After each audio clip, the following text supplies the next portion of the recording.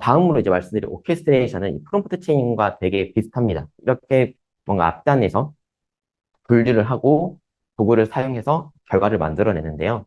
그래서 이제 오케스트레이션에서 좀 이제 특징적인 거는 도구를 사용한다. 도구를 사용한다 있고, 그리고 이제 작은 의미에서는 보통 이제 도구를 선택하는 걸로 끝나는데, 큰 의미에서는 계획이라는 개념도 들어가요. 일단 오늘은 작은 의미에서 오케스트레이션 말씀드리겠습니다. 해서 방금 짧게 말씀드렸는데 처음에는 의도를 분류를 해야 됩니다. 왜냐하면은 도구가 이제 뭐 검색을 한다던가 계산을 한다던가 여러 가지 계산 도구들이 있을 수가 있는데 일단 유저가 뭔가 물어봤을 때 무슨 도구를 사용할지부터 그 계획을 세워야 되잖아요. 그렇기 때문에 디텍터 부분에서는 의도 분류를 해서 어떤 도구를 사용할지 판단을 한다.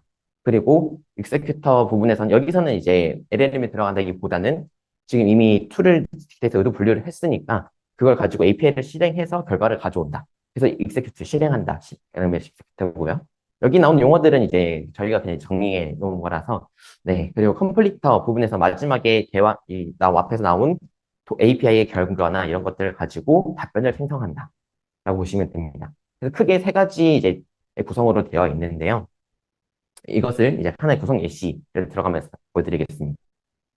보면은 지금 사용자가 뭔가 자연어 지휘를 했을 때, 여러 가지 지금 경의 수가 있어요. 라우팅이 되는데, 가장 처음에 들어가는 것은 이제 하이퍼클로바 X한테 디텍터를 통해서 의도 분류를 시킵니다.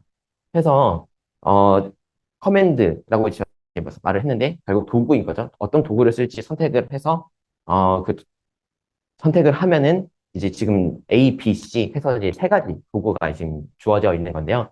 A는 이제 벡터DB, 아레이즈 구성입니다. 여기서는 이제 저희 네이버 클라우드에 이제 사용자 가이드를 좀 이제 벡터DB 구성을 해놨고요. 그리고 두 번째로는 저희 네이버 검색 API를 붙여서 통합 검색을 할 수 있도록 붙여놓은 게 B번. 두 번째 이제 도구이고, 세 번째는 실제로는 이제 도구를 사용하지 않는 경우의 수입니다. 뭐 프로그래밍을 짜증달라던가 약간 그런 것들은 이런 도구를 쓸 필요 없이 바로 LLM 기술으로 실행할 수 있는 그런 것이기 때문에 어, 요, 사용자의 요구에 따라서 이렇게 세 가지 정도의 도구를 줄 수도 있고 지금 이제 뭔가 고객이 원하는 API나 도구들이 있다면은 그걸 대신 여기다가 익스큐터 레이어에 놓고 앞단에 디텍터에서 어떤 도구를 사용할 수 있을지 설명을 넣어주면 되는 거죠. 그래서 마지막에 컴플리트 레이어에서 각각의 프롬프트를 사용해서 유저에게 응답을 줄 수가 있습니다. 그래서 여기서도 프롬프트 체인에서 있었던 개념인 분류, 의도 파악과 분류, 그리고 마지막에 각각의 컴플리터 단에서 각각의 프롬프트를 사용할 수 있다는 장점을 쓸 수가 있다. 두 가지 포인트 있다고 보시면 됩니다. 그래서 이제 로직은 디텍터, 인스펙터, 컴플리터인데요. 각각의 실제 프롬프트 좀 보면서 이번에 말씀을 드릴게요. 디텍터 부분부터 보여드릴게요. 이제 디텍터 부분의 시스템 프롬프트인데요. 처음에 이제 우리 기초 때부터 봤던 내용들이 다 나오게 됩니다. 지시사항, 구체적으로 너는 이제 무엇을 해야 된다라고 하는 지시사항을 주고요. 그리고 이때 응답 형식도 넌 제이슨의 응답 형식을 사용해야 돼라는 것을 지정해주고, 그 제약사항에서 이제 여기 나열된 그 도구들만 사용해라라고 하는 걸 한 번 더 제약을 주고, 응답 형식으로는 이런 제이슨 형태로 달라 해서 도구의 이름, 그리고 도구에 뭔가 이제 인수를 줘야 되면은 그 인수에 대한 값을 여기다가 넣어라 해서 보면은 이제 arrays 구성을 보면 arrays 검색할 때 검색어를 여기다가 이제 치트에서 넣게 하고, 그리고 이제 여기 보면은 저희 상품 그 arrays 해놓은 상품들만 여기다가 이렇게 리스트를 넣어놨어요. 뭐 나스, 로드 밸런서 이런 식쭉 넣어놨는데 어 여기에 있는 상품 안에서만 이제 검색을 할 수가 있다. 그래서 이 프로덕트를 여기 선택할 수가 있는데 이런 것들은 이제 추후에 나오겠지만은 RAG에서 벡터DB에서 검색할 때 하이브리드 쿼리를 할 때 도움을 주는 요소로 사용할 수도 있습니다. 그래서 이제 시스템에 좀 적합하게 여러 가지 인수들을 여기서 선택하게 생성하게 할 수도 있습니다. 그리고 네이버 서치에서는 이제 쿼리의 검색어, 카테고리에는 이제 검색 API에도 여러 가지 사실 카테고리가 있어요. 뉴스, 블로그, 그리고 통합 그냥 웹문서 검색 이런 것들이 있는데 그런 카테고리를 이제 선택해서 이제 할 수도 있고요. 그래서 이런 식으로 이제 툴에 대한 정의를 주고 응답 방식에 대해서 정의, 지시사항에 대한 정의 이렇게 주면은 이제 작동은 합니다. 근데 또 작동이 잘 안 되는 경우도 있어요. 그렇기 때문에 좀 잘 안 되는 경우들을 모아서 이렇게 이제 예시를 좀 많이 줬습니다. 5개까지 줬는데 해서 이런 식으로 이제 예시를 주게 되면은 좀 더 이제 의도한 대로 동작할 확률이 높아지고 퀄리티를 끌어올릴 수가 있게 되죠. 그리고 다시 한번 이제 지시사항을 강조하기 위해서 마지막에다가 아까 비슷한 커맨드를 결정해라. 그리고 제이슨 이제 형식을 하는데 이번엔 좀 말을 바꿔가지고 파이썬의 제이슨 로즈로 이제 파싱이 될 수 있는 형태. 결국 제이슨인 거죠. 이제 확인을 한 번 더 해라. 해서 원하는 형태로 받을 확률을 이렇게 높여간다고 보시면 됩니다. 그래서 이 디텍터로 지금 이제 도구를 선택을 했죠. 그리고 각 도구 API에 어떤 값을 줘야, 인수를 줘야 되는지도 여기서 뽑아냈습니다. 그러면은 네, 하나 더 있네요. 이제, 여기서 응답 형식의 source를 이제 보통 리즈닝이라고도 할 수 있고 해서 이렇게 넣을 수가 있는데, 아까 그 COT에서 사고의 과정을 거치면서 좀 더 올바른, 우리가 의도하는 그 답변을 받을 확률이 높아진다고 말씀을 드렸는데요. 보면은 질문이 뭐, 가성비 좋은 노트북을 사려고 하는데 추천해줘인데, 가성비 좋은 노트북 찾기 위해서는 뭘 해야 될 것 같다는 생각을 여기 말하게 하는 거죠. 뭐 쇼핑 관련 정보를 검색하는 게 좋을 것 같은데, 하면은 여기 카테고리에 보면은 다시 돌아가서 보면 여기 네이버 검색, 웹문서 검색, 뉴스, 백과사전, 블로그, 쇼핑 해서 쇼핑이라는 카테고리가 있어요. 그래서 이 쇼핑이라는 카테고리를 이 사고의 과정을 통해서 선택하는 걸 볼 수가 있습니다. 그래서 이런 과정까지 다 이제 넣어주게 되면은 계속해서 이제 퀄리티를 높여갈 수가 있습니다.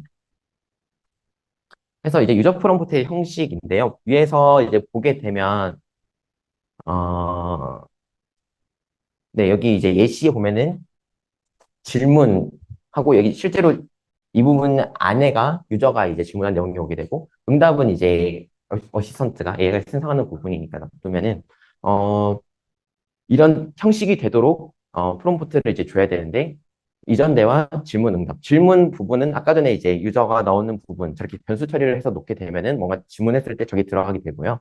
이전 대화는 우리가 멀티턴을 구성하기 위해서 여기 이전에 어떤 대화를 했는지 이제 넣는 게 되고요.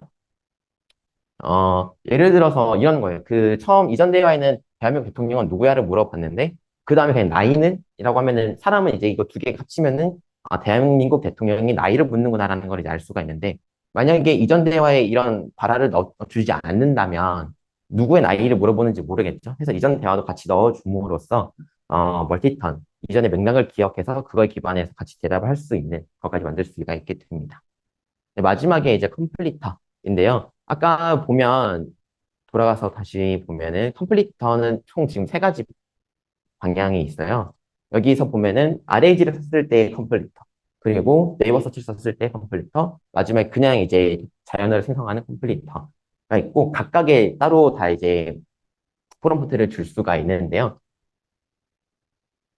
먼저 RAG 컴플리터를 보게 되면 RAG 컴플리터는 벡터 DB에서 데이터를 가져와서 컨텍스트를 가져와서 답변을 하는 것이기 때문에 컨텍스트를 읽고서 컨텍스트에 기반한 내용으로 답변을 해라고 지시사항을 줍니다. 왜냐하면 RAG를 사용하는 이유 자체가 고객의 데이터를 이용하고 그로 인해서 할루시네이션을 최소화하기 위해서이기 때문에 이런 이제 컨텍스트를 이용하라는 지시사항을 주고 그렇기 때문에 프롬프트에도 컨텍스트, 벡터 DB에서 찾아온 이제 맥락들이 들어가는 부분을 따로 주게 됩니다.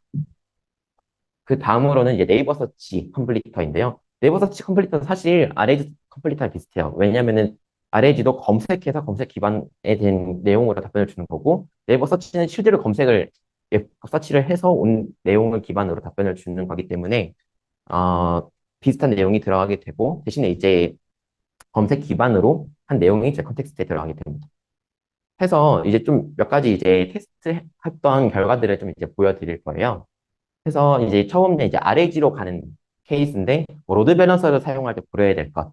보면은, 이런 식으로 이제 질문을 하게 되면은, 먼저 디텍터가, 이거는 유저 가이드를, 네이버 유저 가이드 툴을 선택해야 된다라는 이제 답변과, 그리고 이것의 이제 자연에 대한 검색어는, 로드 밸런서 사용 시 고려해야 할 주요 사항. 이렇게 이제 좀 추려야겠다. 볼 수 있고, 프로덕트는 로드 밸런서다. 라고까지 선택을 하는 걸 볼 수가 있습니다. 그 다음으로는 이제 네이버 서치, 가습기 3개 추천해줘 이런 거 했을 때 쇼핑을 선택해서 네이버 서치로 가는 거 볼 수가 있고요. 다음으로 뭐 블랙잭 게임을 뭐 짜줘 했을 때는 이거는 뭐 도구를 지금 사용할 필요가 없고 바로 만들면 되는 것이기 때문에 커뮤니티 유즈라고 하는 성능을 선택하는 걸 볼 수가 있습니다. 다만 어, AI엔 100%가 없기 때문에 마지막으로 좀 이제 잘못 입력하는 경우들도 있고 제이슨 형식을 달라고 했지만 주지 않는 경우도 간혹 가다 나오기는 합니다. 그렇기 때문에 우리가 이제 시스템을 구성할 때는 이런 예외 상황들을 항상 예외 처리들을 잘 해줘야 됩니다. 예를 들어서 날씨를 알려줘 했는데 사실 제가 날씨라는 지금 도구는 없거든요. 외문서, 뉴스, 백과사전, 블로그, 쇼핑, 책 있는데 이 중에 날씨라는 건 없어요. 그렇기 때문에 이 경우 수에 다 들어가지 않는 뭔가 도구를 카테고리 선택해 버릴 때에는 그냥 외문서로 가도록 예외 처리를 이건 해놓은 경우인데요. 각각의 이제 고객에 맞는 어플리케이션 만들 때 이런 식으로 유형 분류를 해야 된다면 어, 보통 M1에서는 이제 지정해 놓은 카테고리로 가겠지만 가지 않을 경우도 상정을 하고 혹은 제이슨 형식대로 주지 않을 경우도 이제 상정을 해서 그 경우는 어떤 식으로 예외 처리를 해서 다시 이제 자연스럽게 어플리케이션이 구동하게 될 것인가에 대한 고려까지 이제 하게 된다면은 상당히 이제 완성도가 높은 어플리케이션을 만드실 수가 있을 겁니다.